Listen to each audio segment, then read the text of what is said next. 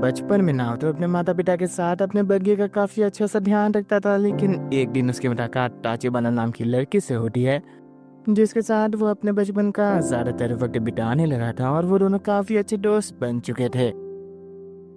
फिर भी एक दिन अचानक से टाचिबाना उसके पूरे बग्घे को तबाह कर देती है बिना कुछ कहे, और उस दिन से वो गायब हो चुकी थी।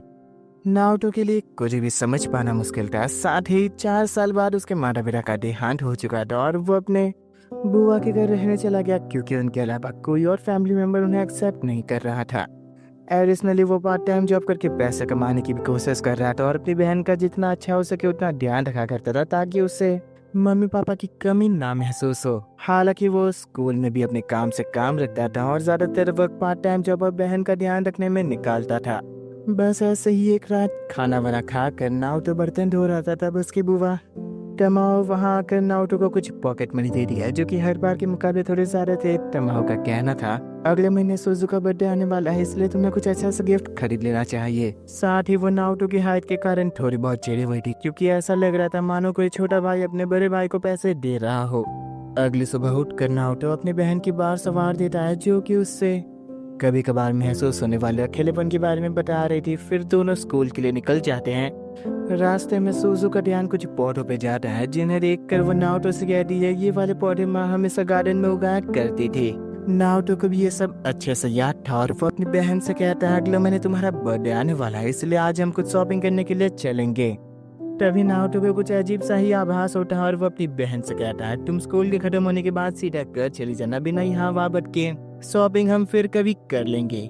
लेक्चर्स के खत्म होने के बाद नाओटो का दोस्त सीगे उससे अपने साथ किसी क्लब में ज्वाइन होने के लिए कह रहा था, लेकिन वो हमेशा की तरह बहन और पार्ट टाइम जॉब के बारे में बताता है, जिस पे सीगे का कहना था, मैं भी तो अपने दादा का ख्याल रखता हूँ, मुझे ये सब क्यों समझा रहे हो। हॉलवे के बीच उनकी मुलाकात इसिहारा से होती है, जिससे कहीं ना कहीं अपना नाओटो पसंद करता है। इसिहारा नाओटो से पूछती है, मुझे फ्लावर्स से लेके कुछ काम है, तो फिर क्या तुम मेरे साथ चलोगे। चाहे नाओटो उसे पसंद ही क्यों ना करता हो, लेकिन अपनी बहन के लिए वो उसे बेझिझक मना कर देता है। इसिहारा नाओटो की बातों का बिल्कुल बुरा नहीं लगाती और उसकी बहन के साथ अच्छा दिन जाए, इसलिए वो उसे हैव अ नाइस डे भी विश करती है। साथ ही वो उसे बताती है, मैं आज के दिन के लेक्चर नोट्स तुम्हारे घर पे दे जाऊंगी। पिछली बार भी नाओटो ने इसिहारा को मना किया था, फिर भी उसका शांत बर्ताव उसे काफी ज्यादा खुशी दे रहा था। सिके उससे कहता है, तुम उसके सपने मत ही देखो, हाल ही में उसने नेशनल चैंपियनशिप वाले लड़की को तक रिजेक्ट कर दिया है। साथ ही वो उसे एक नई ट्रांसफर लड़की के बारे में भी बताता है, जिसका नाम जानते ही नाओटो के चेहरे पे मायूसी आ चुकी थी। घर जाते वक्त एक लड़की नाओटो के पीछे पड़ जाती है और वो लगातार उसका नाम पुकारे जा रही थी, लेकिन वो उसे अनसुना करके बस आगे बढ़ता जाता है। फिर भी वो उसका पीछा नहीं छोड़ रही थी, जिससे तंग आकर नाओटो क्या ही देता, आखिर तुम्हें क्या कानून से गार्डन तबाह करने वाली। टाचिबाना सकी को काफी ज्यादा खुशी थी कि नाओटो ने अभी तक उसको याद रखा है, पर साथ ही वो उसे बताती है, तुम पहले के मुकाबले अब काफी ज्यादा पत्थर दिल हो चुके हो। खैर जो कुछ है, मुझे तुमसे कुछ जरूरी बात करनी है। लेकिन नाओटो अपना सिर दूसरी ओर घुमा के कहता है, आखिर तुम मुझसे क्या उम्मीद रखती हो। मैं कोई खिलौना नहीं जिसके साथ जब चाहो तब तुम खेल सकती हो। 6 साल पहले गायब हो गए और आज अचानक वापस भी आ गई। टाचिबाना अपने कदम आगे बढ़ाते हुए नाओटो को जकड़ लेती है, उसे सांस भी नहीं आ रही थी। वो रहम की भीख मांगता है, मुझे छोड़ दो। लेकिन टाचिबाना की एक कंडीशन थी, नाओटो को उसकी पूरी बात सुननी होगी। पर जैसे ही वो उसे छोड़ देती है, नाओटो वहाँ से भाग जाता है। लेकिन फिर भी टाचिबाना उसका पीछा नहीं छोड़ती, जिससे तंग आकर नाओटो घर की ओर भागता है। वही रास्ते में सुजू एक परिवार को काफी खुशी के संग खेती करता देख दो पल शांत हो गई थी और उसे अपना बचपन याद आ जाता है। पर वहाँ नाओटो आकर अपनी बहन को घर की ओर भागते हुए ले जा रहा था, लेकिन सुजू ने टाचिबाना को देख लिया था और वो अपने भाई से सवाल करती आखिरकार वो लड़की कौन थी। नाओटो उसे कहता है, ये कुछ ना खास बात नहीं है। पर सुजू से कहती है, मैं समझ चुकी हूँ मुझे क्या खरीदना है। मुझे एक गार्डन चाहिए जहाँ पे हम सब्जियां उगा सके। लेकिन नाओटो कहता है, आखिरकार मैं अपना गार्डन लव तो लाओ कहाँ से, मेरे पास ना ही कोई जमीन है। लेकिन वहाँ शैतानी हंसी के संग लेरी तमाम नाओटो से कहती है, वैसे मेरे बगीचे का तुम इस्तेमाल कर सकते हो, काफी वक्त से ऐसा ही पड़ा हुआ है, तुम्हें साफ सफाई करनी होगी पहले तो। दोनों भाई बहन उसकी हालत देख ही रहे थे, लेकिन वहाँ टाचिबाना हाथों में फावड़ा लिया आ जाती है, जिससे देखने के बाद नाओटो चिल्लाते हुए उसे कहता है, तुम यहाँ से दूर रहो। नाओटो के चिल्लाने की आवाज इससे हालत तक पहुंच चुकी थी जो नाओटो को नोट्स देने के लिए आई थी वहाँ पे।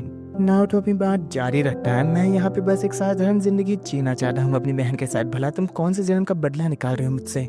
ताचिबाना को काफी बुरा लग रहा था। नाओटो उसकी बातें ही नहीं सुन रहा, इसलिए वो शब्दों को छोड़ के सीधा किस ही कर देती है। इसेहारा ये सब देखकर काफी ज्यादा हैरान थी। वही नाओटो की केस चलती ही रहती है। धीरे धीरे उसको सांस आना बंद हो चुकी थी, लेकिन उसे केस में वाकई मजा आ रहा था। एक पल दूर हटकर ताचिबाना नाओटो से कहती है किस करना वाकई सांसों को फुला देता है, लेकिन वो तो तब तक बेहोश हो चुका था। अपनी आंखें खोलने पर वो बिस्तर में मौजूद था, जहाँ उसकी आंटी नाओटो को कह रही है आइंदा से अगर मेरे गार्डन में कुछ भी ऐसा वैसा किया तो तुम्हें घर के बाहर निकाल दूंगी। अगले दिन स्कूल जाते वक्त सुजू नाओटो को कहती है गार्डन का काम मैं संभालूंगी, आप तो वैसे भी उस लड़की के साथ बिजी हो।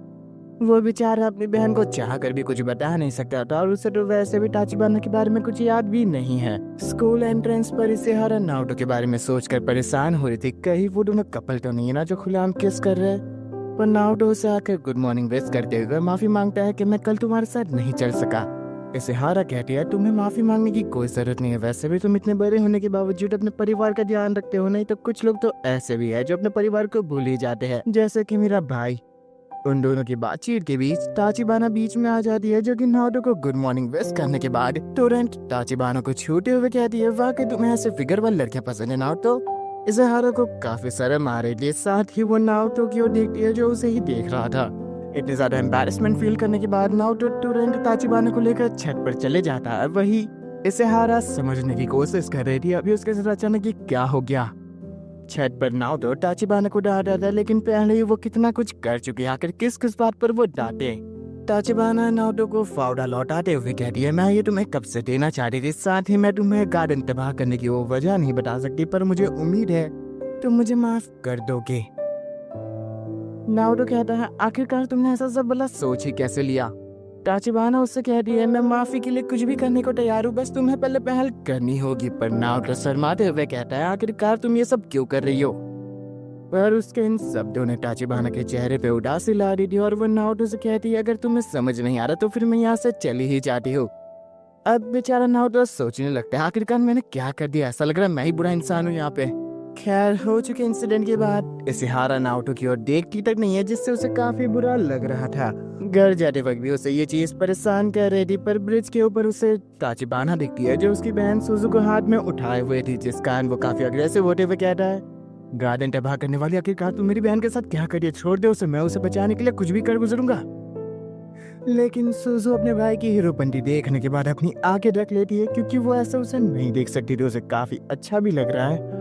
नाओटो उससे काफी ज्यादा प्यार करता है, हालांकि उसे खेलते हुए चोट लगी थी और ताचिबाना उसकी मदद कर रही थी। नाओटो काफी ज्यादा बुरा फील कर रहा था, पर साथ ही सुजू बताती है कि वो काफी ज्यादा अच्छी लड़की है, मुझे उसके साथ वक्त बिता के काफी अच्छा लगा। ताचिबाना को ये सुनकर काफी खुशी हो रही थी और वो सुजू से कहती है मैं गार्डनिंग के बारे में काफी चीजें जानती हूँ, इसलिए मैं तुम्हारी मदद कर सकती हूँ। नाओटो उससे पूछना चाह रहा था कि कार वो क्या करने की कोशिश कर रही है, लेकिन तब वहाँ इसेहारा आकर नाओटो से कहती है मुझे तुमसे कुछ जरूरी बात करनी है।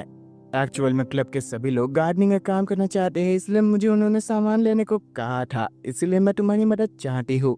लेकिन नाओटो को भी अपनी बहन का भी ध्यान रखना था, इसलिए ताचिबाना कहती है तुम भैया को छोड़ दो, हम दोनों साथ घर चलते हैं, उन्हें कुछ जरूरी काम है। अगले दिन नाओटो इसेहारा के साथ शॉपिंग करने के लिए मॉल में आ चुका था, जहां इसेहारा नाओटो से हिम्मत करके पूछ रही थी क्या ताचिबाना और तुम डेट कर रहे हो, हाल ही में तुम दोनों एक दूसरे के साथ काफी ज्यादा वक्त भी बिताने लगे हो। नाओटो हिचकिचाते ही सही मगर कह देता है ऐसा कुछ नहीं है, हम दोनों बस बचपन के दोस्त हैं, इसलिए थोड़ा एक दूसरे को जानते हैं। पर ये कहते वक्त नाओटो इसेहारा के थोड़ा नजदीक आ चुका था, जहाँ दोनों एक दूसरे को देखकर शर्माने लगे थे।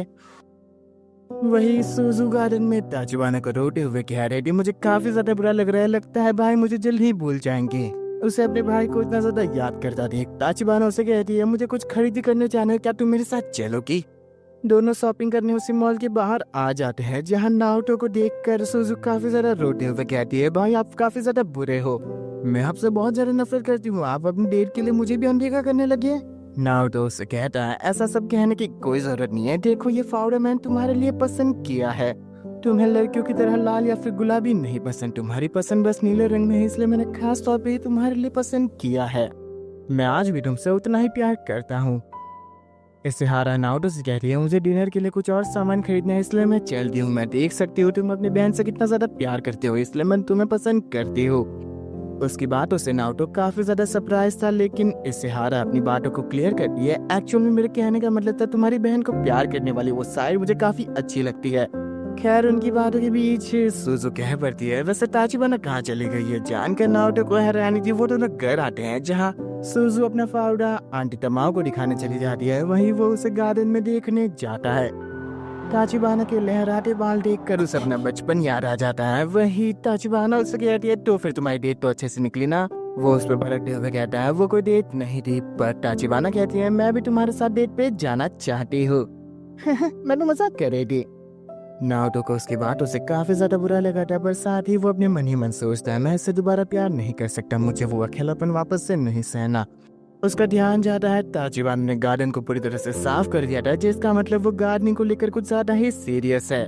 ताचिबाना अपनी सेट खुलेआम इस गार्डन में चेंज करने वाली थी, जिसे सुनते ही नारुतो शर्माते हुए उसे रोकने की कोशिश करता है, बट ताचिबाना का कहना था बस एक ही जो सेकंड लगेगा। उसे रोकने की कोशिश में दोनों एक दूसरे के ऊपर जमीन पे गिर जाते हैं, पर आंटी तमाओ उसी पल एंट्री ले लेती है, जो ये देखकर काफी गुस्सा होते हुए कहती है मैं तुम्हें धमकाया था ना। अब वो भला कैसे समझाए, ये मामला कुछ और है।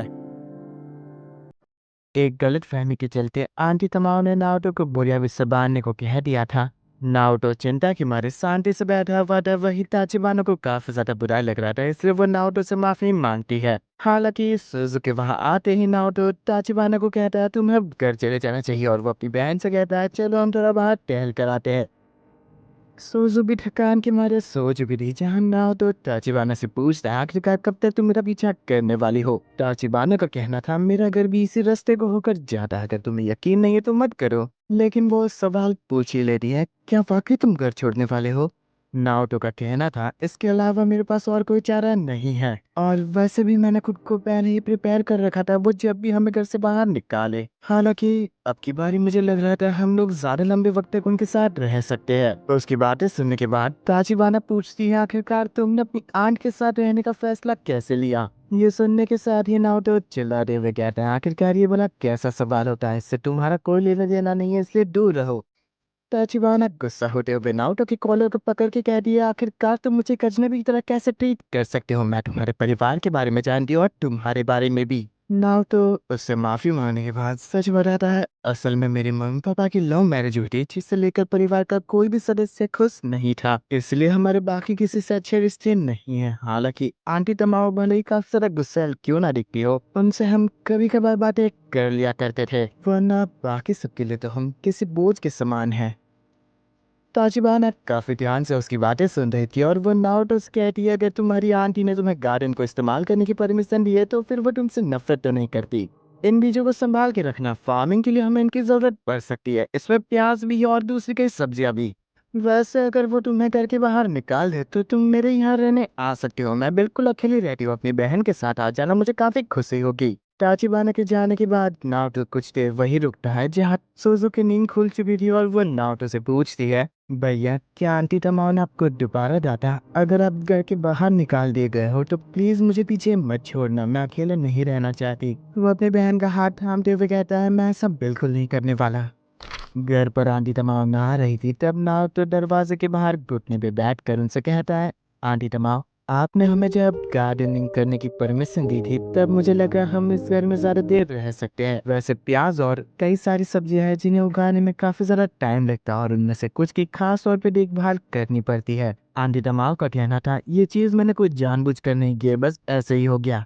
नारुतो उनके सामने रिक्वेस्ट रखते हुए कहता है प्लीज हमें यहाँ थोड़ी और देर रहने की परमिशन दे दीजिए, आप बस इकलौती है जिनके साथ हमें अपनापन महसूस होता है। उनका दिल भी कहीं ना कहीं पिघल चुका था, और वो बाहर आते हुए नारुतो से पूछती है आखिरकार वो लड़की कौन थी। जेटपट वो उन्हें समझाता है वो बस मेरी बचपन की दोस्त है। तब तक वहाँ सुजू आ चुकी थी, और आंटी तमाओ कहते हैं अगर वाकई तुम वो गार्डन अपनी बहन सुजू के लिए बना रहे हो तो फिर लड़कियों से ज्यादा वहाँ पे ध्यान दिया करो, जिसका मतलब अब वो नारुतो को घर के बाहर नहीं निकालने वाली थी, इसलिए उसे काफी ज्यादा खुशी हो रही थी। साथ ही वो अपने पापा का जिक्र करता है जिन्होंने एक बार बताया था आंटी तमाओ भी एक बगीचे का ध्यान रखा करती थी। लेकिन अपने भाई का नाम सुनने के बाद आंटी तमाओ काफी गुस्से में नारुतो को कह दिया अगली बार उसका नाम मेरे सामने बिल्कुल मत लेना।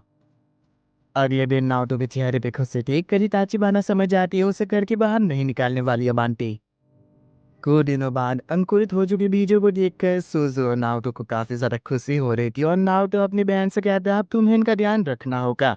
लेकिन वो काफी ज्यादा बहाने बनाते हुए कहती है भैया अभी तो मैं काफी ज्यादा छोटी हूँ, आप मुझसे इतना काम भला कैसे करा सकते हो, बड़े होने के नाते ये सब आपको करना चाहिए। साथ ही उसे याद आता है हाल ही में उसने सुजू के क्वेश्चन पेपर्स को देखा था जिनमें काफी खराब मार्क्स आए थे।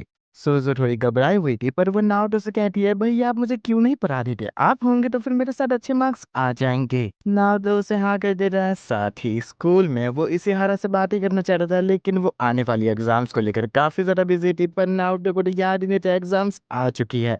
इशिहारा उससे पूछती है अगर तुम चाहो तो इस वीकेंड हम दोनों एक साथ तुम्हारे घर पढ़ाई कर सकते हैं। लेकिन नाओटो का कहना था मैं पढ़ाई को लेकर इतना अच्छा नहीं हूँ, मेरे कारण खामखा तुम्हारे भी मार्क्स गिर सकते हैं। इशिहारा का कहना था अगर हम दोनों साथ में मिलकर पढ़ाई करें तो शायद हमारे लिए चीज़ आसान हो जाए, इसलिए एक बार सोच के मुझे बता देना। इशिहारा के इतने प्यार से इनवाइट करने के कारण नाओटो मन ही मन काफ़ी ज़्यादा खुश हो रहा था, लेकिन सीगे वहाँ आकर कहता है लगता है तुम्हारे साथ सब कुछ अच्छा जा रहा है, वेल अगर तुम दोनों के बीच माहौल बनने लगा है तो फिर मेरा पूरा सपोर्ट है तुम दोनों को, तुम दोनों अच्छे से पढ़ाई करना। नाओटो मन ही मन जानता था वो सुजू के होते हुए साथ में पढ़ाई तो नहीं कर सकता। स्कूल की छुट्टी होने पर काफी ज्यादा बरसात हो रही थी। नाओटो के पास कोई अम्ब्रेला नहीं था लेकिन ताचिबाना उसे अपना अम्ब्रेला ऑफर करती है। नाओटो उसे पूछता है तो फिर तुम क्या इस्तेमाल करोगी, मेरी चिंता क्यों करते हो, वैसे भी बैग में एक फोल्डिंग अम्ब्रेला रखा हुआ है। नाओटो उस अम्ब्रेला को एक्सेप्ट करने के बाद पूछता है वैसे तुम कुछ दिनों से हमारे घर भी नहीं आई हो। तुम्हें मेरी याद आ रही थी क्या? एक्चुअली मैं आज सुबह तुम्हारे घर आई थी लेकिन तुम दोनों भाई बहन की इतनी प्यारी बातें सुनकर मुझे लग रहा है तुम्हें डिस्टर्ब नहीं करना चाहिए, इसीलिए पूरे रास्ते 5 मीटर की दूरी से मैं तुम दोनों के ऊपर नजरें बनाए हुई थी। साथ ही वो नाउटो को टीज करते हुए कहती है अगर तुम चाहो तो हम दोनों अमृला सैर भी कर सकते हैं, लेकिन पीछे छुपी से हारा नाउटो के साथ वो अमृला सैर करना चाहती थी। घर आने के बाद नाओटो सबसे पहले अपनी बहन को देखने जाता है लेकिन वो तो घर पहुंची ही नहीं होगी। अचानक बरसात के कारण वो जल्द से जल्द उसके कबर्ड में से रेनकोट निकालने जाता है लेकिन उसके हाथों एक टेस्ट पेपर लगता है जिसमें 100 में से 100 मार्क्स आए थे। नाओटो ये सोच ही रहा था तब तक सुजू वहाँ आ चुकी थी जो नाओटो को बता दी है एक्चुअल में मेरे पास एक फोल्डिंग अम्ब्रेला था जिसे मैंने इस्तेमाल कर लिया, माफ करिएगा मुझे आने में देरी हो गई, एक दोस्त अपना अम्ब्रेला नहीं लाया था जिससे मैंने उसके घर छोड़ दिया, वैसे हमारे वो पास ही में रहता है। जिसे जानने के बाद नाउडो थोड़े उदासी के संग पूछता है आखिरकार वो कौन था। सुजू बताती है बस वो मेरा क्लासमेट था लेकिन उसे अपने भाई का अचानक ऐसा बिहेवियर समझ नहीं आ रहा था, पर नाउडो उसे बोलता है मैं जरा कन्वीनियंस सो जा रहा हूँ इसलिए तुम घर में ही रहना। बरसाती मौसम में दुखी होते हुए नाउडो अपनी बहन के बारे में सोच रहा था मुझे कम से कम उसके लिए छाता लेकर तो जाना चाहिए था, उसके लिए मैं हर वो चीज़ करने की कोशिश करता हूँ जो उसे खुशी दे, उसकी खुशियों में हंसता हूँ उसके दुख में रोता हूँ, पर आखिरकार उसने ऐसा क्यों किया, उसे कुछ ना कुछ अजीब लग रहा था। साथ ही उसका ध्यान जाता है दुकान के शटर के बाहर ताचिबाना भीग रही थी, इसलिए वो पूछता है तुमने तो कहा था तुम्हारे पास छाता है। वो बोलने की एक्टिंग करते हुए कहती है लगता है मैंने गलत सोच लिया था। वो वहां से भागने वाली ही बनना हो तो उसका हाथ थाम के कहता है आखिरकार क्यों सभी लोग मुझसे आज झूठ बोल रहे हैं। साथ ही उसे समझ आता है आखिरकार सुजू बड़े होने की कोशिश क्यों नहीं कर रही, असल में वो अपने पास मौजूदा लोगों को खोने से डरती है। नाओटो का उदास चेहरा देखने के बाद ताचिबाना पूछती है तुम ठीक तो हो ना। नाओटो अपना जैकेट उसे पहनाते हुए कहता है ऐसे तो तुम बीमार पड़ जाओगी, जल्दी घर चलो। नाओटो को उसकी चिंता करता रही, ताचिबाना को काफी ज्यादा खुशी हो रही थी। हालांकि वो जिस घर में रहती थी वो देखने में ऐसा लग रहा था मानो अभी के अभी रह जाएगा। साथ ही सुरक्षा का डर नहीं तो दरवाजे की कुंडी हाथों में आ जाती है। ताचिबाना अपने कमरे में जाने से पहले नाओटो से कहती है क्या तुम अंदर आने वाले हो, पर वो काफी ज्यादा चीजें रहा था जिस कारण ताचिबाना उसे अंदर खींच लेती है। लेकिन नाओटो उसे कहता है मुझे जाने दो, सुजू मेरे घर पे इंतजार कर रही होगी, लेकिन ताचिबाना उसे कहती है वो 10 साल की हो चुकी है इसलिए इतनी चिंता करने की कोई जरूरत नहीं है, तुम चाहो तो आज की रात यही बिता सकते हो, वो अपना ध्यान खुद रख लेगी। पर नाओटो मना करता है क्योंकि उसे अपनी बहन की काफी ज्यादा चिंता हो रही थी। लेकिन ताचिबाना उससे कहती है कब तक तुम झूठ का नकाब पहने रहोगे, तुम अपनी फीलिंग्स को प्रायोरिटाइज करना चाहते हो लेकिन अपनी बहन के लिए तुम हर चीज को ठुकरा जा रहे हो, बस एक बार को सही अपनी फीलिंग को एक्सेप्ट करो। नाओटो कुछ ज्यादा ही चिढ़ जाता है और वो ताचिबाना से कहता है तुम इस सबसे दूर ही रहो। वो तो वहां से चला जाता है लेकिन ताचिबाना कहती है तुम ये गलत कह रहे हो नाओटो, मैं 6 साल से तुम्हारे साथ हूँ, मैं तुम्हारे लिए काफी ज्यादा चिंतित हूँ। घर जाते वक्त भी नाओटो के मन में बस ताचिबाना की बातें गूंज रही थी और वो साथ ही कुछ से सवाल करता है। हाँ, मेरी आदत बन चुकी है लोगों से मिलने जुलने से बचने के लिए मैं अपनी बहन के बहाने देता हूँ, लेकिन आखिरकार अब मुझे किन चीज़ों को उससे ज़्यादा इम्पोर्टेंस देनी चाहिए। उसके मन में सबसे पहले सिहारा का ख्याल आता है और वो काफ़ी ज़्यादा चिढ़ते हुए कहता है ये सब उस लड़की की गलती है ना, वो इतना कुछ कहती है और मुझे ये सब सोचना पड़ता। घर पहुंचने के बाद वो सुजू से कहता है मेरी ज़्यादा याद तो नहीं है ना, मैं बस कन्वीनियंस स्टोर गया था तुम्हारे लिए कुछ आइसक्रीम खरीदने के लिए। नाओटो पूरी हिम्मत जुटाकर सुजू से कहता है इस रविवार को मैं अपने दोस्त के साथ पढ़ाई करने के लिए जाने वाला हूँ, लेकिन ये सुनते ही उसका मुंह उतर जाता है और वो अपने भाई को कहती है आपने मुझे पढ़ाने का वादा किया था। लेकिन नाओटो कहता है उसकी चिंता मत करो, मैं तुम्हें अभी के अभी पढ़ा दूंगा। लेकिन सुजू कहती है भैया मेरे लिए इतना काफ़ी नहीं होगा, मैं इतने ज़्यादा स्मार्ट नहीं हूँ पढ़ाई करने में। लेकिन नाओटो उसके 100 मार्क्स वाला पेपर आगे रखता है, जिसे देखते ही सुजू फटाफट फेंक देती है। लेकिन नाओटो उसे उठाते हुए कहता है तुम मेरे बिना भी पढ़ाई कर सकती हो। लेकिन सुजू उसे गले लगाते हुए कहती है भैया आमतौर पर मेरे टीसी मार्क्स आते हैं, ये बस एक तुक्का था। आप जब मेरे आसपास होते हो तब मुझे हिम्मत आती है, अगर आप ही नहीं होंगे तो ये सब अलग कैसे चलेगा। लेकिन नाओटो अपने मन में कहता है नहीं ये ऐसा नहीं है। नाओटो वही के वही बेहोश हो जाता है और उसकी आंखें अगली सुबह खुलती है, जहाँ सोजू काफी ज्यादा बच्चों की तरह जिद कर रही थी। वो नाओटो से दूर नहीं जाना चाहती थी, लेकिन वो उसे समझाता है तुम्हें स्कूल तो जाना होगा। नाओटो के बीमार होने की खबर उसके स्कूल तक पहुंच जाती है, जहाँ इशिहारा उसके घर पे मिलने जाने की प्लानिंग कर रही थी। वहीं नाओटो अपने घर में आराम कर रहा था और एक पल आंखें खोलने पर उसके ठीक बगल में ताचिबाना लेटी हुई थी, जो हंसते हुए नाओटो से कहती है क्या आप तुम्हारी तबीयत थोड़ी ठीक है। इतनी ज्यादा करीबी उसके बर्दाश्त के बाहर थी और पीछे हटते हुए वो ताचिबाना से कहता है हाँ थोड़ी बहुत ठीक हो चुकी है। ताचिबाना अपने कपड़ों में से कुछ दवाइयाँ निकाल कर नाओटो से कहती है तुम्हारी माँ ने बताया था ये दवाई तुम्हारे ऊपर सबसे ज्यादा अच्छे से असर करती है। नाओटो को ताचिबाना बिल्कुल समझ में ही नहीं आ रही थी। उसके 6 साल पहले की छोटी से छोटी चीज उसने याद रखी है, साथ ही जो कुछ उसने किया उसके बाद भी वो खुशी के संग हर बार उसके सामने आ जाती है, मानो जैसे कि कुछ कभी हुआ ही ना हो।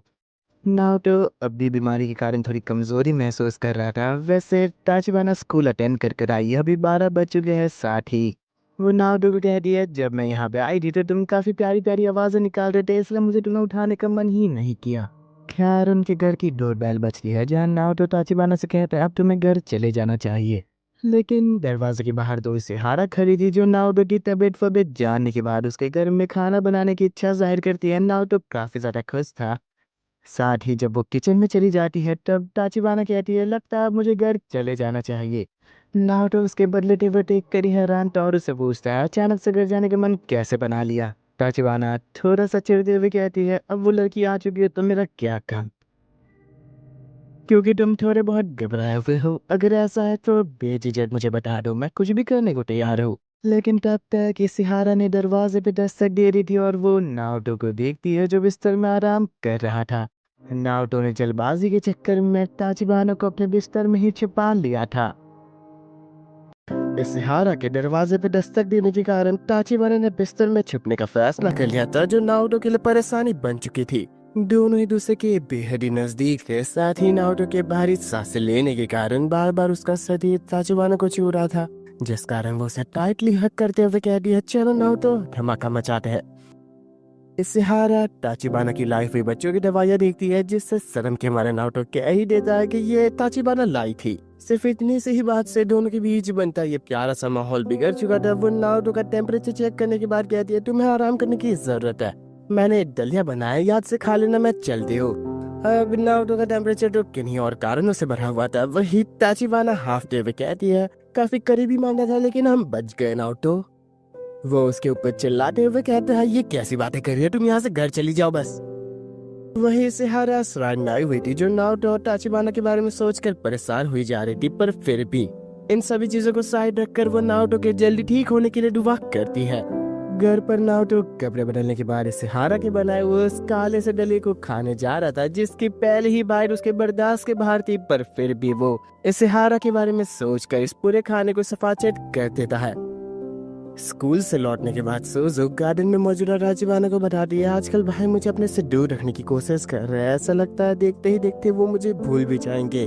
ताचिबाना उससे कहती है बल्कि तुम्हें ये सोचना चाहिए शायद से तुम्हारा भाई खुश होगा तुम्हें खुद के बलबूते काम करता देखकर। अपनी शर्म छुपाने के लिए वो तुलसी के पत्ते तोड़ने जा रही थी पर ताचिबाना उससे रोक कर कहती है भले ये तुलसी के पत्ते टमाटर के साथ ना जाते हो पर फिर भी ये एक दूसरे के लिए फायदेमंद है। आपस में काम के न्यूट्रिएंट्स का लेन देन कर एक अच्छा खासा विकास हासिल कर लेते हैं, इसलिए इन पौधों का साथ रहना जरूरी है। फिर चाहे क्यों ना इन दोनों का स्वरूप अलग हो। सुजू ताचिबाना की बातें काफी ध्यान से सुन रही थी और वो उससे पूछती है आखिरकार 6 साल पहले गार्डन तबाह करने के बाद एक आदमी तुम्हें शाबाशी क्यों दे रहा था। उसकी बातें सुनने के बाद ताचिबाना का कहना था तुम 6 साल पहले काफी ज्यादा छोटी थी इसलिए तुम ऐसे ही चीजों को इमेजिन कर रही हो, पर क्या तुमने वाकई इस बारे में कभी अपने भाई को बताया है। सुजुकी ना कहते ही उसे थोड़ी राहत मिलती है और वो उससे कहती है इस बारे में कभी उसे बताना भी मत।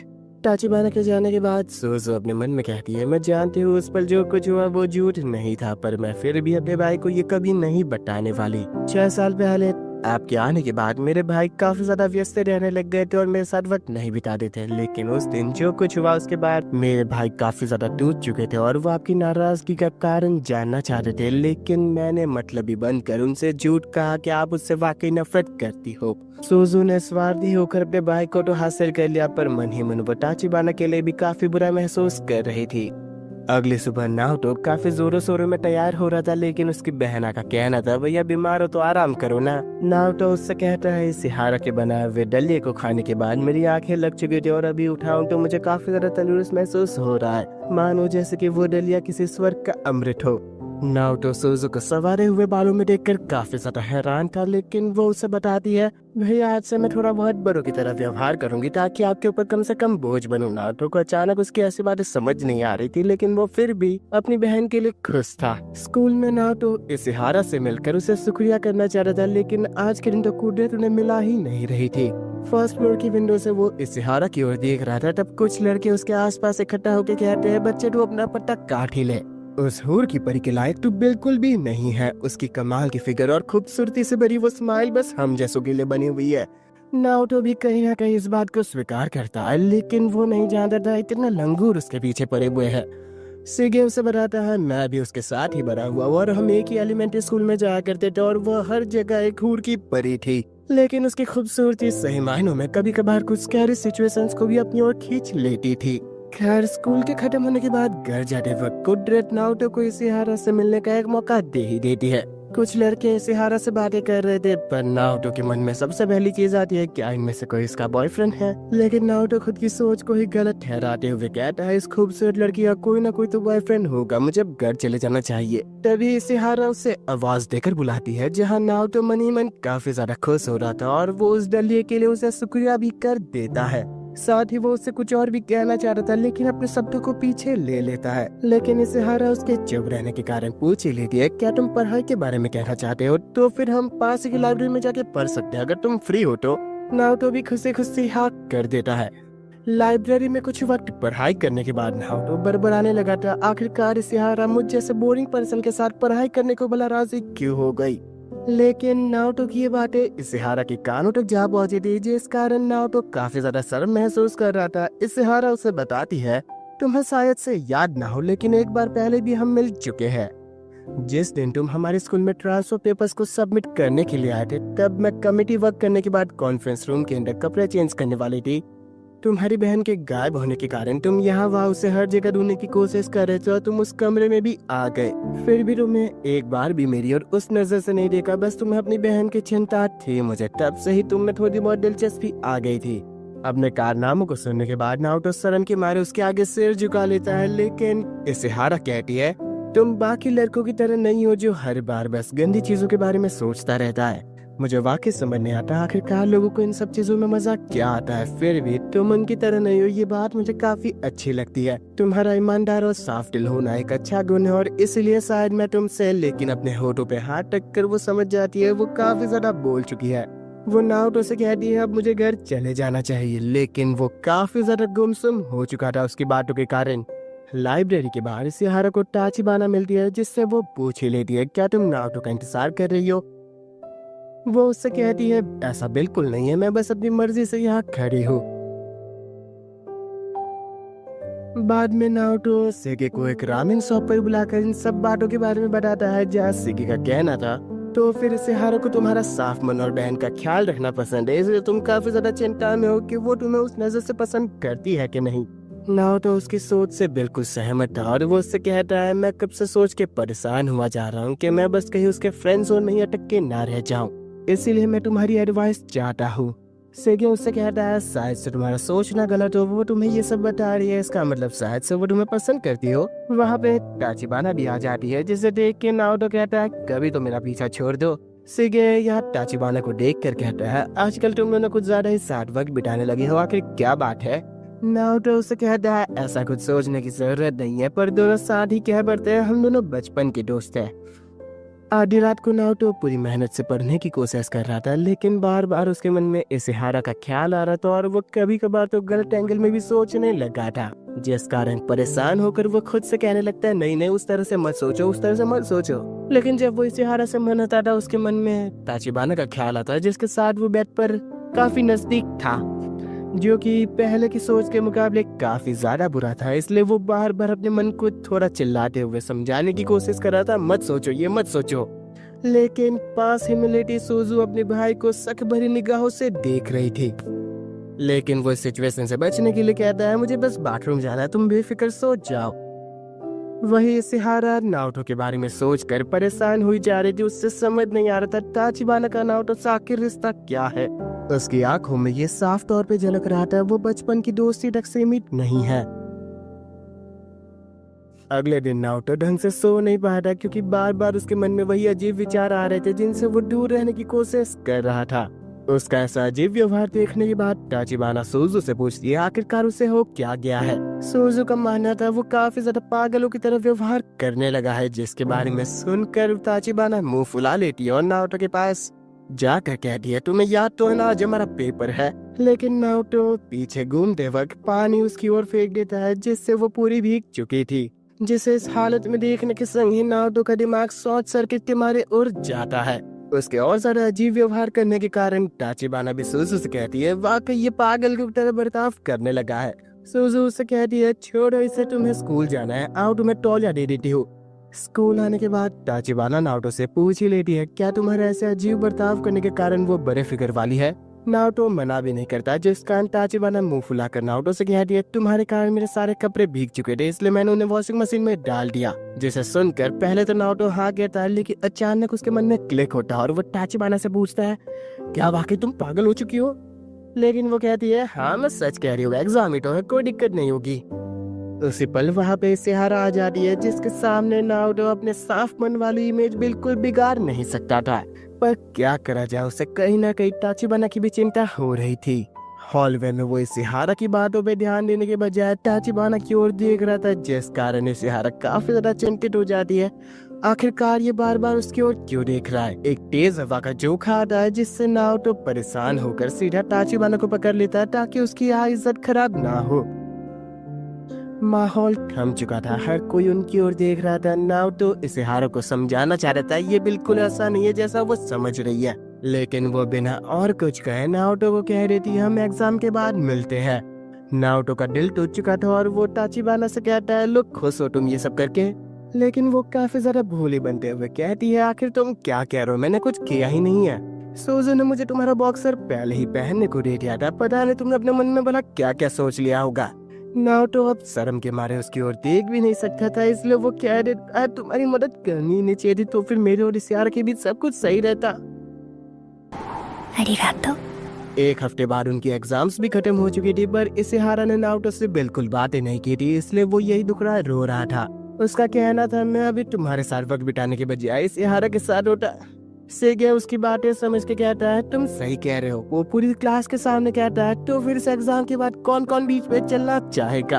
हर कोई काफी ज्यादा एक्साइटेड था और कुछ स्टूडेंट्स इसेहारा से पूछते हैं, क्या तुम चलने वाली हो। वो हाँ कर देती है, नाओटो भी हाँ कर देता है और ताचिबाना भी हाँ कर देती है। तो फिर अब आगे क्या होने वाला है। जैसा कि सभी क्लासमेट्स ने बीच पे जाने का फैसला कर लिया था और नारुतो के लिए भी काफी अच्छा मौका था अपने और इशिहारा के बीच की दूरियां मिटाने के लिए, लेकिन उसे काफी ज्यादा चिंता हो रही थी। आखिरकार मैं ये बातें अपनी बहना को कैसे बताऊंगा। घर आने के बाद नारुतो की बहना ही दुखी मन के संग उसे बता दिया स्कूल की 2 दिन की ट्रिप होने वाली है, जिस कारण मुझे आपसे 2 दिन के लिए जुदा होना होगा। नारुतो के मन में तब तक लड्डू फूट चुका था, लेकिन सुजो कहती है मैं जानती हूँ ये 2 दिन के लिए जुदा होना हम दोनों बर्दाश्त नहीं कर सकते, इसलिए मैं ट्रिप कैंसिल करना चाहती हूँ। नारुतो उसे टोकते हुए कहता है मेरे ख्याल से तुम अपने स्कूल की एक्टिविटीज पे जाना चाहिए और मुझे लग रहा है शायद से तुम्हें ही बाद में बुरा लगेगा कि तुम अकेली वहां नहीं गई। रही बात मेरी, तो फिर मैं भी स्कूल के दोस्तों के संग ट्रिप पे जाने वाला हूँ, इसलिए मेरी जरा चिंता मत करना। नारुतो का कहना था जैसे बचपन में हमारे गार्डन का ध्यान पड़ोस से रख लिया करते थे वैसे ही आंटी तमाव रख लेगी। अब जबकि कोई बहाना काम नहीं करने वाला था, इसलिए सुजू हार मान के नारुतो से कह दिया हम अपनी पूरी कोशिश करेंगे 2 दिन के इस अकेलेपन को बर्दाश्त करने के लिए। इसके बदले आपको कल का दिन मेरे साथ बिताना होगा, साथ ही मुझे एक स्विम सूट भी चाहिए इस ट्रिप पे जाने के लिए। अपनी बहना के इमोशंस में बहते हुए नारुतो ने हाथ तो कर दिया था, लेकिन अगले दिन स्कूल में वो ये सोचकर ही परेशान हो रहा था कि चलो मैं साथ वक्त बिता लूंगा, लेकिन इस स्विम सूट का क्या करूँ। उसकी ये फुसफुसाहट ताचिबाना के कानों तक जा पहुंची थी, जो कि नारुतो से कहती है तुम मुझे अपने साथ ले जा सकते हो, वैसे भी मुझे एक नया स्विम सूट खरीदना है। नारुतो को वाकई ताचिबाना का उसके जिंदगी में दखल देना पसंद नहीं, लेकिन अभी के लिए उसे ताचिबाना की मदद चाहिए। दोनों को साथ जाता देख इशिहारा उदास हो रही थी, पर सिगे उससे कहता है क्या तुम उन लोगों के संग नहीं जाने वाली। वो अपनी चिंता सिगे के सामने व्यक्त करती है मैं उन दोनों के बीच नहीं आना चाहती, वैसे भी उन दोनों के कपल होने वाली बात काफी तेजी से फैलती जा रही है, इसलिए वो अपनी ट्रिप भी कैंसिल करना चाहते थे। लेकिन सिगे उससे पूछता है क्या ये बात तुम्हें नारुतो ने खुद से बताई है? अगर ऐसा कुछ नहीं है तो फिर तुम क्यों खुद की इच्छाओं को दबाकर फिर से उस अतीत को दोहराना चाहती हो? अगर मेरी मानो तो तुमने उससे पहले प्यार किया था, तो क्यों कदम पीछे हटा रही हो अब? उसके बाद उन्हें इशिहारा के अंदर जोश भर दिया था और वो भी नारुतो के पीछे चली जाती है। शॉपिंग मॉल में सुजो और ताचिबाना अपने स्विम सूट्स को पहनकर नारुतो से पूछ रहे थे आखिर कौन से उनके ऊपर अच्छे लगेंगे, पर नारुतो उनसे कह देता है मुझे इसमें कोई दिलचस्पी नहीं है। ये सुनकर ताचिबाना मुंह फुला लेती है और नारुतो से कहती है भले ही उस लड़की के मुकाबले मेरा फिगर कुछ कम हो, पर फिर भी तुम्हें थोड़ी बहुत तारीफ करनी चाहिए थी। वो ताचिबाना को चुप रहने के लिए कहता है, साथ ही अपनी बहन को एक बच्चे वाला स्विम सूट पकड़ा कर कहता है बस मैंने फैसला कर लिया तुम यही लेने वाली हो। अच्छा ठीक है, मैं अपने लिए भी एक स्विम सूट देखने जा रहा हूँ। वेल उनका पीछा करते हुए इशिहारा बिल्कुल एक स्टॉकर की तरह लग रही थी, लेकिन वहाँ की सेल्स लेडी उससे पूछती है बताइए आपको कौन सा मैं स्विम सूट दिखाऊं। खैर उसकी पसंद एक साधारण सा स्विम सूट थी, लेकिन ताचिबाना की ओर देखकर वो अपने विचार बदल लेती है और उनसे कहती है प्लीज थोड़ा हटके दिखा लीजिए। एक 1 पीस सूट पहनने के बाद वो खुद को ऐसे देखकर काफी ज्यादा शर्मा रही थी और वो सेल्स लेडी से कहती है मैं इतने तो रिवीलिंग नहीं पहन सकती। लेकिन ताचिबाना और नारुतो के बारे में सोचकर वो कहती है नहीं शायद से मुझे ट्राई करना होगा। वो सेल्स लेडी उसका हाथ थाम के कहती है मैं समझ चुकी हूँ ये मामला प्यार का है, मैं आपको बिल्कुल कमाल बना दूंगी जिस कारण आपको डरने की कोई जरूरत नहीं है। हेयर एक्सटेंशन के साथ एक कमाल का स्विम सूट पहनाकर वो उसे कॉन्फिडेंस बिल्ड करवाना चाह रही थी, लेकिन इशिहारा खुद को इन कपड़ों में देखकर कुछ ज्यादा ही शर्मा रही थी। वहां से गुजरते नारुतो का ध्यान जब उनकी ओर पड़ता है तो वो अपनी आंखें छुपाते हुए कहता है पता नहीं आज के वक्त लोग इतने छोटे कपड़े क्यों प्रेफर करते हैं। वैसे वो इशिहारा को पहचान तो बिल्कुल नहीं पाया था। अपने चेंजिंग रूम के बाहर आकर वो दोनों लड़कियों का इंतजार ही कर रहा था, तभी सुजो से आवाज देकर मदद के लिए बुलाती है, पर वो गलती से ताचिबाना के चेंजिंग रूम में घुस जाता है जहाँ वो अपने कपड़े चेंज कर रही थी। नारुतो उसे समझाने की कोशिश करता है मुझे लगा यहाँ पे मेरी बहन है, लेकिन वो गुस्से में पर्दा ही गिरा देती है। नारुतो काफी ज्यादा दुखी होकर सोच रहा था पता नहीं अब मेरे साथ क्या होने वाला है, लेकिन ताचिबाना बिल्कुल शांति के संग चेंजिंग रूम के बाहर निकल कर उन दोनों के सामने से चली जाती है, जहाँ नारुतो को उसकी शांति बर्दाश्त नहीं हो रही थी और वो उसे पकड़ के पूछता है आखिर तुम्हें क्या हुआ। वो पीछे घूमते हुए काफी ज्यादा शर्मा रही थी और नारुतो उसे देखकर कहता है तुम ही तो मुझे हमेशा से दिखाना चाहती थी ना, तो फिर क्यों अब शर्मा रही हो? ताचिबाना कहती है बेवकूफ दिखाना और देखने में काफी ज्यादा अंतर होता है। दोनों वही चुपचाप खड़े रहते हैं और नारुतो अपने दिल में एक अजीब सी फीलिंग महसूस कर रहा था, जिन्हें दीवार के पीछे छुपी इशिहारा ने देख लिया था। ट्रेन से घर जाते वक्त भी नारुतो और ताचिबाना एक दूसरे से बिल्कुल बातें नहीं कर रहे थे, पर इस चुप्पी को तोड़ते हुए ताचिबाना कहती है मैंने देखा है तुम कभी भी लोगों के सामने मेरी बुराई नहीं करते हो, नहीं तो वो बड़े फिक्र वाली कब की तुम्हारी होती। नारुतो उससे कहता है क्यों ही हम दोनों के बीच की आपसी बात है।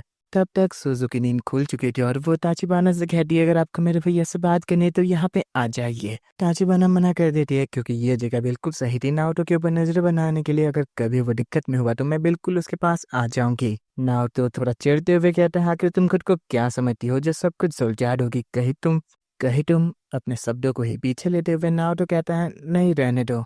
लेकिन ताचिबाना के लिए उसका इतना ही कहना काफी ज्यादा था, पर नाओटो मन ही मन सोच जाता मैं क्या ही सोच रहा हूँ। 6 साल की हमारे बीच की ये दूरी, ऊपर से अभी का हमारा रिश्ता भी कुछ ठीक ठाक नहीं है। स्टेशन पे वो इसेहारा से मिलता है, जहाँ इसेहारा उसके सामने सवाल रख ही देती है, क्या तुम और ताजिबाना डेट कर रहे हो? मुझसे झूठ कहने की जरूरत नहीं है, मैं किसी को नहीं बताने वाली। वैसे भी मैंने तुम्हें गार्डन में किस करते हुए देखा था। नाओटो के पसीने छूट रहे थे, आखिरकार वो इस गलतफहमी को दूर कैसे करे। ताजिबाना आगे आते हुए इसेहारा को गाल पर किस करते हुए कह दिया, मेरे कल्चर में ये काफी ज्यादा कॉमन है लोगों को ग्रीट करना, इसलिए हम दोनों के बीच कोई खास रिश्ता नहीं है, मैं किसी को भी ऐसे ग्रीट कर सकती हूँ। नाओटो ताचिबाना की हरकत के कारण काफी ज्यादा चौंक चुका था, लेकिन इसेहारा खुद ही हैरान थी आखिर उसके साथ ये अभी क्या हो गया। फिर नाओटो इसेहारा से कहता है, मैं जो कहना चाह रहा हूँ कि तुम्हारे लिए शायद से यकीन कर पाना मुश्किल हो, पर मेरे और ताचिबाना के बीच में बस बचपन की दोस्ती है, उससे ज्यादा कुछ नहीं। लेकिन मैं अपनी दिल की गहराइयों से कह रहा हूँ, मैं बस अभी तुम्हारे साथ अपने बीच की ट्रिप को लेकर एक्साइटमेंट फील कर रहा हूँ। मैं बस चाहता हूँ हम दोनों साथ अच्छा वक्त बिताए। ताचिबाना पीछे घूमते हुए चेहरे पे मुस्कान के साथ नाओटो से कह दिया, मैं भी। इंतजार की घड़ी खत्म होती है, सभी स्टूडेंट्स बीच पर इकट्ठा हो चुके थे, जहां नाओटो इसेहारा को उसके कैजुअल कपड़ों में काफी ज्यादा प्यारी लग रही थी। जब इसेहारा की आंखें नाओटो से टकराती है तो वो उसे एक स्माइल देती है, जो नाओटो को पागल करने के लिए काफी था। चेंजिंग रूम में सभी लड़कियां इसेहारा के स्विम सूट के संग उसकी खूबसूरती की तारीफ कर रही थी, लेकिन उस भोली को तो बस नाओटो के मन की बात जाननी थी। साथ ही में सभी का ध्यान जाता है, ताचिबाना पहले ही वहां से जा चुकी है और वो आपसे में बातें करने लगते हैं। वाकई उससे बात करना बाकी के मुकाबले थोड़ा ज्यादा अलग है। ऊपर से वो दूसरे क्लास से है, इसलिए हम उससे ज्यादा बातचीत भी नहीं कर पा रहे। लाइफ में पहली बार नाओटो बीच पे वक्त बिताने के लिए अपने दोस्तों के साथ आया था, लेकिन बार बार उसके मन में सुजुकी का ख्याल आ रहा था। अपने मन को जैसे तैसे समझा कर वो इसेहारा के साथ यहाँ वक्त बिताना चाह रहा था, लेकिन कई सारे लड़के पहले ही उसे अप्रोच कर रहे थे, यानी वो तो एक भीगी बिल्ली बन चुका है यहाँ पे। कुछ लड़के ताचिबाना के ऊपर लाइन मारने की कोशिश कर रहे थे, जिससे वो परेशान होकर उन्हें सबक सिखा देती है। स्कूल के बाकी लड़के आपसे में बातें करने लगते हैं, इसे बताना आसान बिल्कुल भी नहीं है। वहां पे लड़ाई बढ़ जाती है, उससे पहले नाओटो ताचिबाना को लेकर अकेले में आता है, जहाँ ताचिबाना अपना स्विमसूट दिखाते हुए नाओटो से कहती है, तुमने कोई खास दिलचस्पी नहीं दिखाई थी, इसलिए मैंने ये वाला ही खरीद लिया, तो फिर बताओ कैसा लग रहा है। नाओटो को अब भी कोई परवाह नहीं थी, जिस कारण ताचिबाना मुंह फुला लेती है और नाओटो से कहती है, तुम ऐसा कैसे कर सकते हो, जहाँ उस बड़े फिगर वाले के साथ ही वक्त बिताओ। नाओटो उससे पूछ ही लेता है, तो फिर तुम यहाँ क्या करने वाली हो? बाकी सब लोग खेल रहे तो तुम उनके साथ पानी में क्यों नहीं जाती? ताचिबाना उसे सच बताती है, क्योंकि उसे बिल्कुल तैरना नहीं आता और वो पहली बार बीच पर आई है। वो अक्सर स्विमिंग क्लासेस को बंक करा करती थी, साथ ही परिवार या दोस्तों के संग वो कभी बीच पर नहीं गई थी। लेकिन अब जबकि मैं यहाँ आई हूँ तो फिर पानी में उतर ही जाती हूँ। नाओटो अपने मन में सोचने लगता है, मैं वाकई ताचिबाना के बारे में कुछ नहीं जानता। आखिर 6 सालों तक उसने कौन सी जिंदगी जी होगी। नाओटो वही चुपचाप खड़ा था, जिस कारण ताचिबाना पूछ लिया आखिर कहाँ खो गए। नाओटो उससे कहता है, अगर तुम चाहो तो मैं तुम्हें तैरना सिखा सकता हूँ। वो काफी ज्यादा हैरान थी, पर नाओटो समझाता है, देखो ऐसा कुछ नहीं है, बस मैं सोच रहा था अगर तुम पहली बार तैरने जा रही हो तो अकेले नहीं जाना चाहिए। ताचिबाना काफी ज्यादा खुश थे, लेकिन माहौल के बीच इसे क्या करना हो तो उसे कहता है, देखो तुम और इसे हमारा साथ में जाकर कुछ सामान खरीद के ले आओ। ये पर्ची पकड़ो, ध्यान से सामान लाना, वो पहले ही वहाँ तुम्हारा इंतजार कर रही है। रही बात ताचिबाना की, तो मैं उसे क्लास की दूसरी लड़कियों से मिला दूंगा। जाने से पहले नाओटो दुखी हो चुकी ताचिबाना से कहता है, मैं तुम्हें बाद में तैरना सिखा दूंगा। लेकिन उसका इतना कहना ही उसके चेहरे पे काफी ज्यादा खुशी ला देता है। इसके ये देख रहा था। नाओटो और इसेहारा साथ मार्केट में आते हैं, जहां वो उसके स्विमसूट की तारीफ तो करना चाह रहा था, लेकिन ये काफी अजीब लग सकता था उसे। माहौल को हल्का करने के लिए वो सामान की लिस्ट देखता है, जिस पे उसे गिने लिखा था, खाना वाना खाकर दोनों एक दूसरे के साथ अच्छा सा वक्त बिताना। दोनों ये पढ़कर ही थोड़ा नर्वस हो जाते हैं। वही सीगेट ताचिबाना से कहता है, आखिरकार तुम लड़कियों के साथ वक्त क्यों नहीं बिता रही? कहीं तुम नाराज तो नहीं हो ना? मैं तुम्हारे और नाओटो के बीच आ गया, आखिरकार तुम उससे प्यार जो करती हो। ताचिबाना का कहना था, तुम काफी अच्छे से सवाल पूछ लेते हो, लेकिन मेरा ऐसा कोई इरादा नहीं है, मैं बस उसकी दोस्त बन के रहना चाहती हूँ। सेगे उससे कहता है, मेरा भी ऐसा कोई खास इरादा नहीं है जो मैं उसका बॉयफ्रेंड बनना चाहता हूँ। सभी लोगों से दूर अकेले अपने प्यार के साथ वक्त बिताना नाओटो को काफी ज्यादा अच्छा महसूस करवाता था। बार बार उसकी दिल की धड़कनें बढ़ती जा रही थी। वो चाहता था जितना भी अच्छा पल वो ताचिबाना के साथ बिता रहा है, वो हमेशा के लिए उसके दिल में बस के रह जाए। एक बार को तो वो हिम्मत करके कह ही देता है कि तुम इस स्विमसूट में काफी ज्यादा प्यारी लग रही हो, मैं तुमसे नजरें हटा ही नहीं पा रहा हूँ। जानता हूँ ये सुनने में अजीब लग रहा होगा, पर जो कुछ मैं कह रहा हूँ वो बिल्कुल सच है। इससे हारा नाओटो से कहती है, तुम्हारा ये कहना ही मेरे लिए काफी ज्यादा है। शुक्रिया नाओटो। दोनों साथ और ज्यादा वक्त बिताने ही वाले थे, लेकिन एक आवाज इसेहारा से कह रही है, ये तुम ही हो ना युकारी-चान। फुजिओका को अपनी आंखों के सामने देखकर इसेहारा की सारी खुशी एक ही पल में गायब हो चुकी थी। फुजिओका इसेहारा से अकेले में कुछ बातें करना चाह रहा था, लेकिन उसके दोस्त कहते हैं चलो अब यहाँ से। वो इसेहारा से बाद में मिलने की बात करके चला जाता है, पर नारुतो के लिए वो काफी बड़ा सवाल छोड़ गया था। इसेहारा को बिल्कुल अच्छा फील नहीं हो रहा था और वो नारुतो से कहती है हम वापस होटल चले जाते हैं। पर उसके मन में मिडिल स्कूल के वक्त फुजिओका की बातें घूम रही थी, मैं तुमसे प्यार करता हूँ, मैं बाकियों की तरह नहीं जो तुम्हें अकेला छोड़ दूंगा। वही बीच पर से ये सोचकर परेशान हो रहा था आखिरकार इन दोनों को आने में इतनी देरी क्यों हो गई। पर कुछ लड़कियां फुजिओका के बारे में बातें कर रही थी, जिस कारण वो समझ जाता है आखिरकार वो अभी कैसा महसूस कर रही होगी।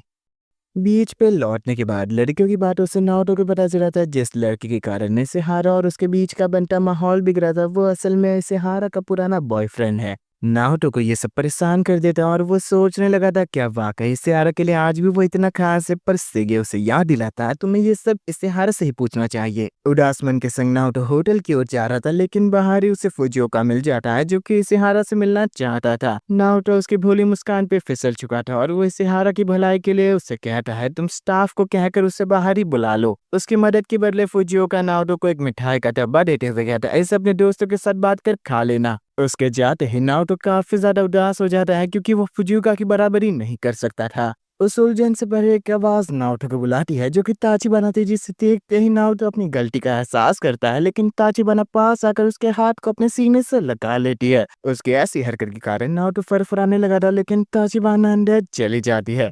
इसेहारा फुजिओका से अकेले मिलती है जहां उसका कहना था कि तुम 3 सालों में काफी सारा बदल चुकी हो, अब तो तुम लड़कों के साथ भी घुलने मिलने लगी हो। इसेहारा उससे कहती है कि मैं 3 साल पहले के उस अच्छे से वक्त को अब भी नहीं भूली हूँ, लेकिन उसकी बात खत्म हो पाती उससे पहले ही फुजिओका कह देता है मैं इन सब बातों को करने के लिए यहाँ नहीं आया हूँ। सही से कहूँ तो अगर किस्मत हमें फिर से मिला रही है तो फिर मैं चाहता हूँ हम दोनों नई शुरुआत करें। इसेहारा अपना जवाब देना चाह रही थी, लेकिन फुजिओका कहता है जल्दी नहीं है, तुम आराम से सोच के मुझे बता देना। शाम 7 बजे बीच के पास मैं तुम्हारा इंतजार करूंगा। वो तो इसेहारा को परेशानी में छोड़कर चला गया था, लेकिन सीगे ताचिबाना के हाथों एक मैसेज भिजवाता है डिनर के लिए सभी लॉबी में इकट्ठा होने वाले, इसलिए तुम भी जल्द आ जाना। साथ ही ना तो तुम्हारा टीम को जानने के बाद काफी ज्यादा परेशान है। दोनों लॉबी से गुजर रहे कुछ लड़कों की आवाजें सुनते हैं जो कि नारुतो से पूछ रहे थे अब तो इसेहारा का बॉयफ्रेंड आ चुका और वैसे भी तुम ताचिबाना के साथ पहले ही सेटल होना। वो तुरंत मना करते हुए कहता है मैं और वो बस बचपन के दोस्त है, उसके अलावा कुछ नहीं। वो तीनों बस नारुतो की एक कहने का इंतजार कर रहे थे और वो उसके सामने सवाल रखते हैं अगर हम उसे पटाने की कोशिश करें तो फिर तुम्हें बुरा तो नहीं लगेगा ना? वैसे भी हमारे हिसाब से वो काफी आसान शिकार है हमारे लिए। पता नहीं क्यों लेकिन नारुतो ना चाहते हुए भी काफी ज्यादा गुस्सा हो जाता है और वो उन तीनों से कहता है भला तुम ये सब कैसे कह सकते हो, वो बिल्कुल ऐसी लड़की नहीं है, मैं उसे बचपन से जानता हूँ, वो तुम जैसों के हाथ तो बिल्कुल नहीं आने वाली। नारुतो को उसके बचाव में बोलता सुनकर ही ताचिबाना काफी ज्यादा खुश थी। वही इसेहारा थोड़ा बुरा महसूस कर रही थी और वो ताचिबाना से कहती है मैं डिनर के लिए नहीं आने वाली। इसका मतलब तुम अपने एक्स बॉयफ्रेंड के साथ डेट पर जाने वाली हो क्या? नहीं, मैं आज तक कभी भी उसके साथ डेट पर नहीं गई हूँ, ना ही मेरा कोई बॉयफ्रेंड है। कुछ और कहे बिना इसेहारा यहाँ से भाग जाती है, बिल्कुल उस दिन की तरह जब फुजिओका ने अपने प्यार का इजहार किया था। लॉबी में जब बाकी लड़कियां इसेहारा के बारे में सवाल करती है तो फिर ताचिबाना को मजबूरन बताना पड़ता है कि वो अपने सेनपाई के साथ डिनर पे गई है। सभी खुशी के संग कहते हैं इसका मतलब उन दोनों की डेटिंग वापस से स्टार्ट हो गई है, लेकिन ताचिबाना कहती है इसेहारा ने बताया था उन्होंने कभी भी डेटिंग की ही नहीं थी। लेकिन ताचिबाना के खिलाफ उनका कहना था हमेशा वो लोग साथ में वक्त बिताया करते थे। साथ ही फुजिओका ने हमें एक बार बताया था वो लोग रिलेशन में आ चुके हैं। उनकी ये बातें नारुतो के दिल को और ज्यादा दुखी कर रही थी। वही होटल में इसेहारा फुजिओका से कहती है ये बात मैं तुम्हें काफी लंबे वक्त से कहना चाहती थी जो मैं कभी कह नहीं पाई। इन लोगों की डेटिंग की गलतफहमी बस लोगों की उलझन से पैदा हुई थी। वो लोग साथ में जरूर वक्त बिताया करते थे, लेकिन उसमें कभी भी इसेहारा की सहमति नहीं थी। एक दिन हिम्मत करके इसेहारा ने फुजिओका से कहा था मैं तुमसे प्यार नहीं करती हूँ, इसलिए मैं और ज्यादा वक्त तुम्हारे साथ नहीं बिता सकती। लेकिन फुजिओका के लिए ये सब मायने नहीं रखता था। वो इसेहारा से कहता है मैं तुम्हारे पे कभी भी उम्मीद नहीं हारूंगा, मैं जल्द ग्रेजुएट होने वाला हूँ, इसलिए हम लंबे वक्त तक एक दूसरे को शायद ना दिख पाए, लेकिन जब कभी हम दोबारा मिलेंगे मैं फिर से कोशिश करूंगा। इसेहारा के लिए ये सब कुछ एक काफी बुरा सदमा बन चुका था, लेकिन उस दिन के बाद कभी भी फुजिओका उससे मिलने के लिए नहीं आया, इसलिए उसने सोच लिया शायद से वो बिल्कुल सीरियस नहीं है। असल में फुजिओका अपनी पढ़ाई में बिजी था, इसलिए वो कभी भी इसेहारा से मिलने नहीं आ पाया, लेकिन जबकि अब कुदरत ने उन्हें मिला ही दिया है तो इसेहारा उससे कहती है मैं तब भी तुमसे प्यार नहीं करती थी और ना ही अब करती हूँ। मेरी दिल किसी और पे आ चुका है जिसे मैं धोखा नहीं दे सकती। ऐसे के साथ वो उसे अलविदा कहकर यहाँ से भाग जाती है।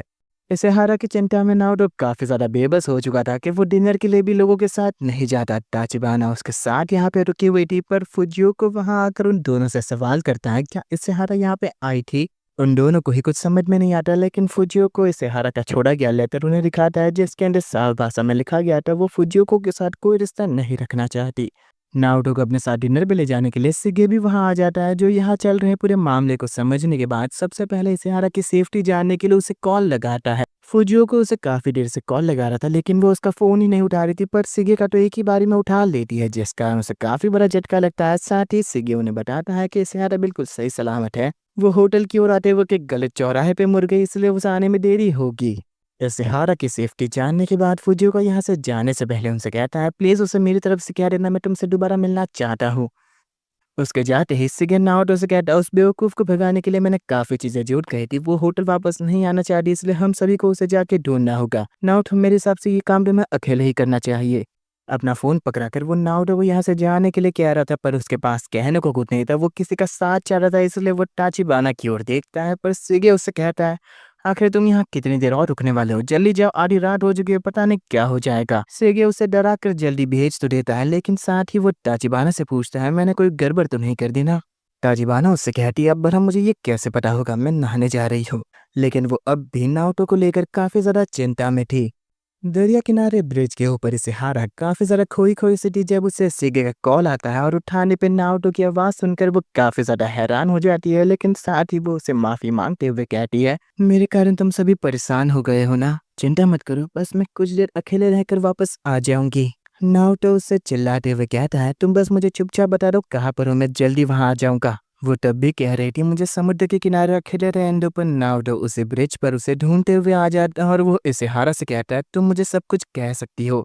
उसे अपने सामने देखने के बाद वो रो पड़ती और नाओटो से कहती है मैं तुम पे भरोसा करना चाहती हूँ, लेकिन समझ नहीं आ रहा क्या करूँ। तुम्हारे और ताचिबाना के बीच का रिश्ता मुझे दोस्ती से भी कई गुना ज्यादा लग रहा है, लेकिन मैं अपने दिल को समझा नहीं पा रही हूँ। नाओटो के मना करने के बावजूद वो यहाँ से भागने वाली थी, लेकिन उसकी सैंडल टूट जाती है और वो वहीं के वहीं गिरे रहती है। नाओटो उससे कहता है तुम्हें भागने की जरूरत नहीं है, मैं तुम्हारे साथ हूँ। वो रोते हुए कह रही थी मैं बिल्कुल ही पथेटिक हूँ। नाओटो उसे कहता है अब रोना बंद करो, मेरे पीठ पर आ जाओ, मैं तुम्हें वापस होटल लेके जाता हूँ। नाओटो को मना करने के लिए वो अपने वजन का बहाना देती है, पर फिर भी नाओटो कहता है मैं अपनी बहन को उठाता हूँ, इसलिए मुझे आदत है, तुम चुपचाप आ जाओ। नाओटो की पीठ पर उसे काफी ज्यादा सुकून मिल रहा था। थोड़ी देर ऐसे ही चलने के बाद वो नाओटो से कहती है यहाँ एक मिनट रुको तो। मेरे स्कूल के दौरान मैं कभी भी फुजिओका सेंपाई के साथ किसी रिलेशन में नहीं थी। मेरी सबसे बड़ी खामी है मैं अपनी इच्छाओं को लोगों के सामने कभी भी व्यक्त नहीं कर पाती हूँ। मेरा चुप रहना काफी बड़ी परेशानी बन चुका है और मैं जिससे प्यार करती हूँ मैं उसके सामने भी अपनी बातें नहीं रख पा रही। लेकिन तुम्हारी अच्छाई वाकई काफी ज्यादा अच्छी है। तुमने उस पल ताचिबाना का भी काफी अच्छा बचाव किया था। मैं वाकई सच्चे दिल से चाहती हूँ युकारी-चान तुम यहाँ पे हो। मुझे तुम्हारी काफी चिंता हो रही थी। चलो घर चलते हैं। तुम्हें बुरा लगेगा लेकिन इस सच्चाई को अपना लो, ये लड़की कभी भी तुम्हारी गर्लफ्रेंड नहीं थी और इसकी ओर आने की तो कोशिश भी मत करना।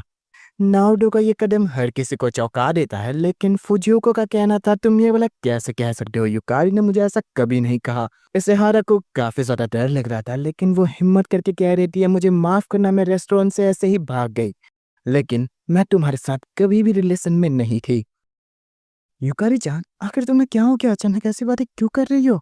लेकिन इसेहारा लगातार उसे ना कह रही थी, जिस कारण वो गुस्से में आकर उसका हाथ पकड़ के अपने साथ ले जाने वाला था, लेकिन तभी उसकी कमर तोड़ने ताचिबाना बीच में आ जाती है, जो कि उससे कमीना कहने के बाद इसेहारा से कहती है मुझे जरा अपना फोन दो, पुलिस को बुलाकर ये मामला लगता है सेटल करना पड़ेगा। इस आदमी को ना का मतलब लगता है समझ में नहीं आ रहा। पुलिस का नाम सुनकर ही उसके डर के हाथ में आ जाती और वो उससे कहता है पुलिस को बुलाने की जरूरत नहीं है, मैं यहाँ से जा रहा हूँ बस। युकारी-चान तुम मेरे सपनों की रानी थी, लेकिन तुमने मुझे धोखा दिया, मैं जा रहा हूँ। मन ही मन इसेहारा कहती है गुड बाय सेनपाई।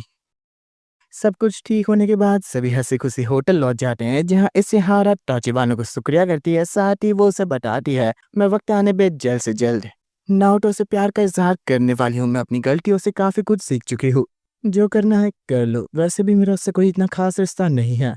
उसके यहाँ से जाने के बाद नाओटो उसके लिए कुछ खाने के लिए लेकर आता है, क्योंकि वो दोनों अब तक भूखे थे। ताचिबाना, दिल की गहराइयों से मैं तुम्हारा शुक्रिया करता हूँ। तुम नहीं आती तो पता नहीं क्या होता। नारुतो, तुम मेरी दुनिया में आने की कोशिश मत करो। पिछली बार जब ऐसा हुआ था तब तुम्हारी सबसे प्यारी चीज़ तुमसे छीन ली गई थी। अचानक से ही उसके बोल बदल जाते हैं और वो नारुतो को किस करने की बात कहती है। तुम्हें मेरी दुनिया से दूर रहना चाहिए, नहीं तो तुम्हारी और कोई प्यारी चीज़ तबाह हो जाएगी।